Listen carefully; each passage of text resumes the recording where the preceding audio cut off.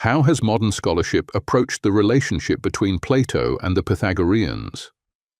The unavoidable point of departure is Aristotle. His testimony suggests that Plato did not simply take inspiration from the Pythagoreans. He may even have appropriated their doctrine, if not plagiarized it.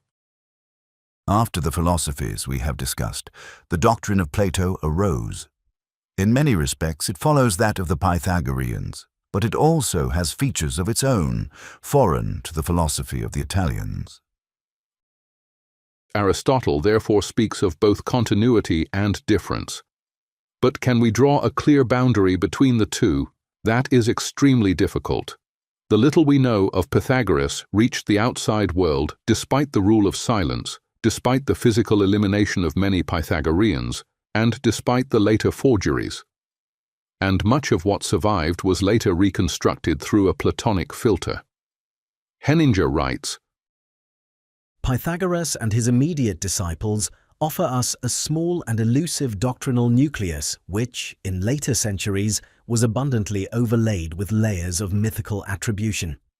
The Renaissance received this rich tradition with syncretic zeal and reworked it accordingly. Modern historians of philosophy are more demanding. They distinguish between Pythagoras himself, his earliest school, including Archytas and Philolaus, Plato and the early Academy, and Neo-Pythagoreanism with its late classical forgeries. Zeller, who laid the foundations of modern historiography on ancient philosophy, asked in his Philosophy of the Greeks, published in 1855, whether the original Pythagorean philosophical system could be reconstructed. His conclusion was pessimistic. The alleged Pythagorean doctrine, which is unknown to the earliest witnesses, is Neo-Pythagorean. Burkert places the birth of Neo-Pythagoreanism within the ancient academy itself. In his view, it was Speusippus, Xenocrates, and Heraclides who identified the doctrine of their master Plato, and therefore their own philosophical positions, with the wisdom of Pythagoras. Aristotle views both academic and Pythagorean philosophy from a certain distance, arriving at a personal position of active polemic. The system of derivation is an achievement of Plato and the Academy, a genuinely Platonic transposition of an older Pythagorean philosophy of number, making use of certain improvements introduced within the circle of Archytas. The tradition that attributes the system of derivation to the Pythagoreans, or even to Pythagoras himself, must be taken for what it is: testimony for the ancient Academy for Speusippus, Xenocrates and Heraclides, but not for historical Pythagoreanism. Zhmud is extremely cautious about attributing to Pythagoras ideas which, in the surviving evidence, seem to belong exclusively to the Academy. One of the central assumptions of the system described above consists in presenting Plato as the legitimate successor of Pythagoras and the Pythagoreans in an entirely positive sense. Yet the evidence at our disposal does not support the thesis that the early academics projected Plato's unwritten doctrine onto Pythagoras. Indeed, Plato himself softened his dependence on the Pythagoreans. Why then should the Platonists underestimate the originality of their master? Plato mentioned Pythagoras only once, and even then only as the founder of the Pythagorean way of life. These are only some of the positions taken by modern scholarship. One might be tempted to adopt a simple criterion when reconstructing Pythagorean doctrine.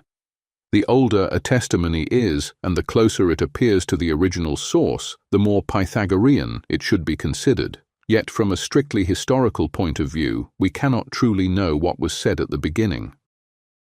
We must also remember that metaphysics is particularly exposed to misunderstanding, and a single misunderstanding, if it occurs early enough, can generate vast traditions built upon an original error. Even so, we may reasonably suppose that the source closest to Pythagoras, namely Philolaus, is the one that preserved the original ideas most faithfully. This is especially plausible if those ideas were bound to an extremely precise diagram, as we shall later argue.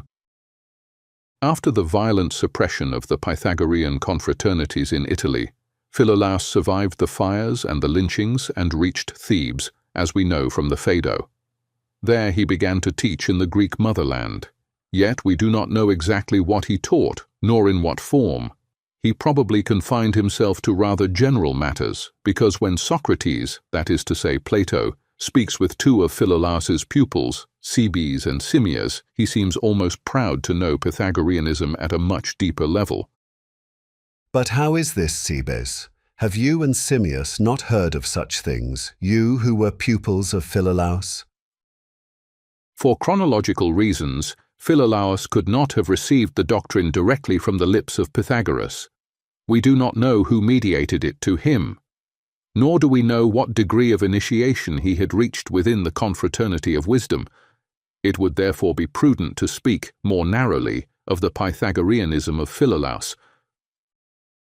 What we do know is that Plato seems confident in distinguishing this Pythagoreanism of Philolaus, or at least the version he had the opportunity to study, from that of other, more dubious Pythagoreans. These figures were heirs to parallel currents strongly contaminated by empiricism, as we can see in a passage from the Republic on Harmony, which we shall examine later.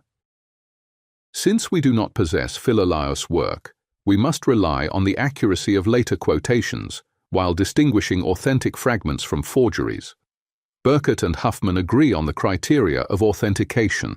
One firm point of the doctrine is the assertion of two opposed principles, the limit and the illimit. This confirms that dialectic was one of the cornerstones of Pythagoreanism. The other firm point was mathematics. Huffman argues that Philolaus was the first thinker consciously and thematically to employ mathematical ideas in order to solve philosophical problems. One particularly solid example is Fragment 4. All that we can know is number. Without it, nothing can be known or comprehended. We must remember that in antiquity the term number had a broader meaning than digit. It referred more generally to a mathematical entity. Philolaus is therefore saying that we are able to know because mathematical entities, numbers and forms, are architectural elements of the mind. We apply them to objects. To know means to transform something indefinite into a finite mathematical entity, something measurable, ordered, and capable of being understood. The crucial distinction here is between things and numbers. This distinction refutes a naive interpretation. Numbers are not things. They are mediators of knowledge. In the relations between mathematical entities, the formal relations that structure the logic of reality become visible in their clearest form. This is what the fragments of Philolaus suggest, and we shall return to them in the chapter dedicated to Pythagoras. Now, if our aim were simply to reconstruct the original Pythagorean doctrinal corpus, we might well abandon the project, but this is precisely where our hermeneutic approach changes direction. We are not trying to reconstruct only a doctrine. We are trying to reach what lies beneath doctrine, the logical matrix from which doctrine arises. Santoro writes, Pythagoreanism as a historical category was constructed neither by a precise teaching tradition nor by a clearly defined doctrinal corpus, but rather took shape from a fluid and widespread assemblage of ideas, which were themselves equally fluid and widespread, and which concerned questions ranging from dietary rules to moral prescriptions, from political ideology to views on the nature of life, the universe, and the fundamental constitution of beings in general. Burkert offers a highly effective metaphor. Just as a city inhabited without interruption over time, while changing its population, presents the investigating archaeologist with far more complicated problems than a site destroyed by catastrophe and then abandoned, the particular difficulty in the study of Pythagoreanism derives from the fact that it never died, as for example, the system of Anaxagoras, or even that of Parmenides, did. This observation seems crucial. The fact that Pythagoreanism never died should make us ask a deeper question. Why, again and again throughout history, have new philosophers brought back to light with such persistence principles that appeared to have been buried forever? Zhmud writes, Thanks to the collective efforts of many generations of admirers and interpreters, Pythagoreanism was the only current of presocratic thought to survive, albeit in a greatly modified form, until the end of antiquity, and Pythagoras rivaled Socrates and Plato, far surpassing their predecessors in his influence upon thinkers of later ages. What is striking about thinkers who call themselves Pythagorean or deliberately place themselves within that tradition is not mere loyalty to a name. It is the desire to use a method of knowledge, a method capable of giving form to the deepest demands of thought. For this reason, we fully share Santoro's approach when he writes, What constitutes what I shall call Pythagoreanism in this study is not the presumed criterion of doctrinal and textual preservation, which is the aim and task of the philologist, but the desire for emulation proper to a disciple, or rather, the desire to emulate the master and to simulate his ideas. In other words, a Pythagorean is not merely someone who repeats or believes he is repeating the lesson of Pythagoras in a pedantic way.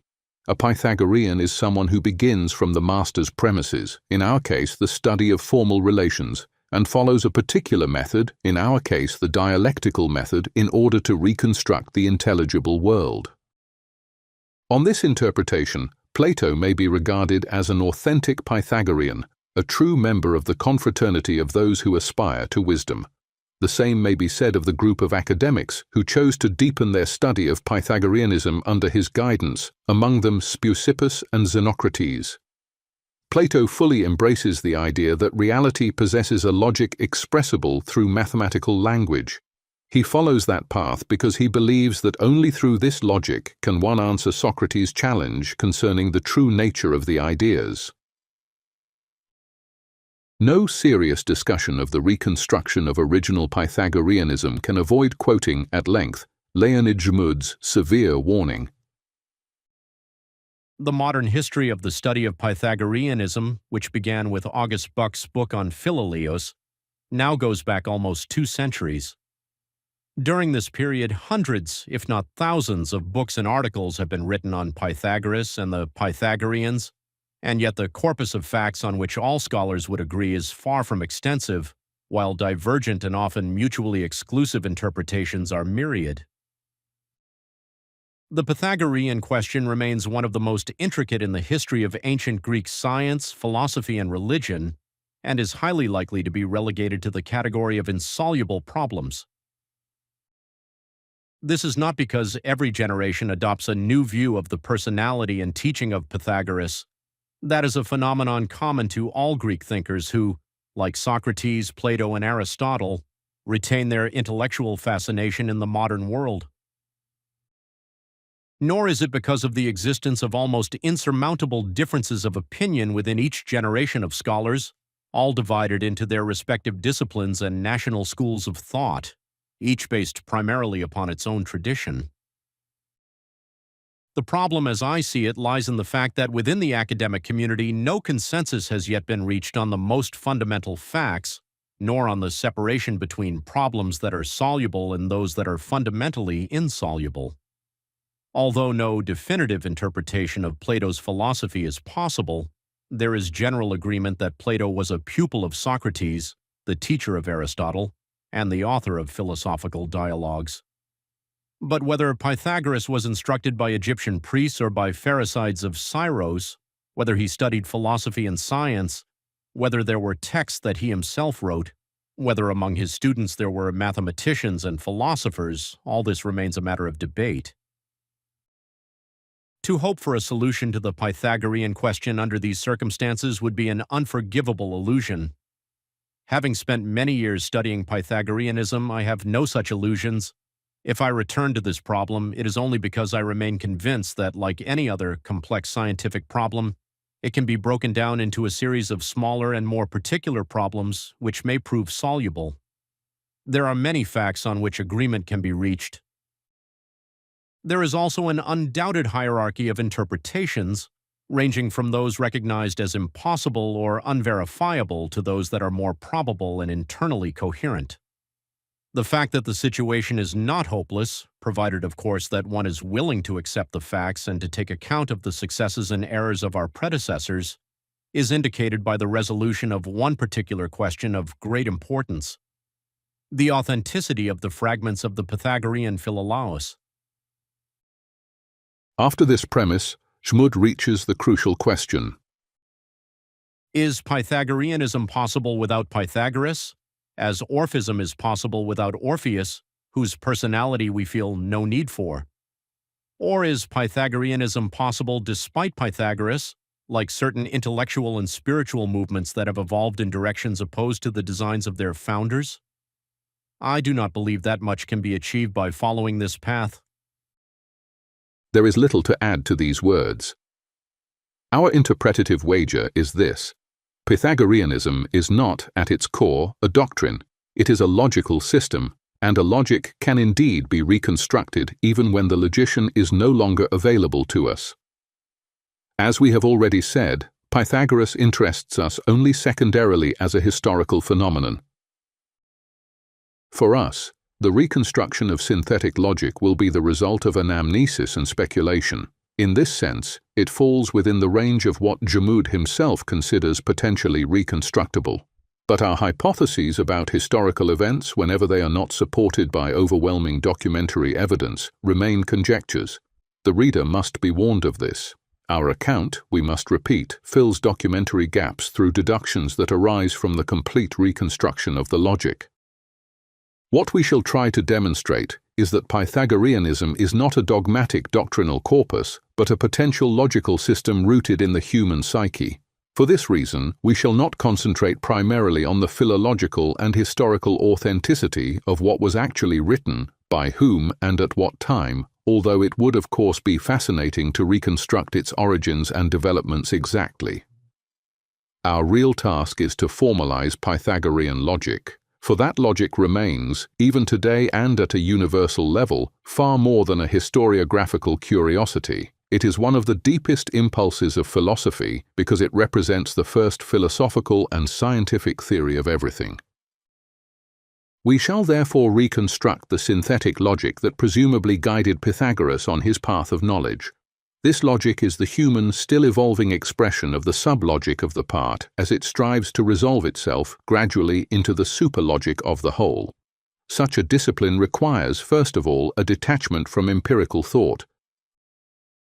The final goal of synthetic logic is archilogic, the complete and transcendent representation of the logic of reality.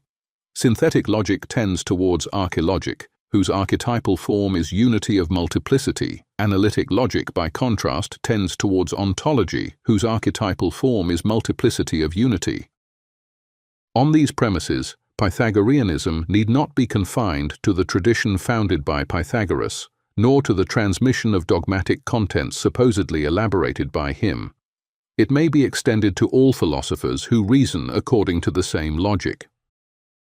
The term Pythagorean could therefore be replaced by three other terms. The first is dialectical, one who reasons according to relations of opposition. The second is synthetic, one who seeks formal identities while placing empirical differences in the background. The third is mathetic, one who uses the instruments of ideal mathematics to express and represent this logic. With these necessary premises in place, the distinction between Pythagoras and Plato becomes clearer. We cannot compare the dialogues with a supposedly historical, pure, and original Pythagoreanism, because we do not possess such a thing. What we can do is make the only comparison available to us, a comparison between three symbols: the Tetractys of Pythagoras, the Harmonic Octave of Philolaus, and Plato's Psyche. Why these three? Because according to the criteria of synthetic logic, symbolic constructions in diagrammatic form are the only way to represent the intelligible world, and the intelligible world is the true object of metaphysics. To the principle.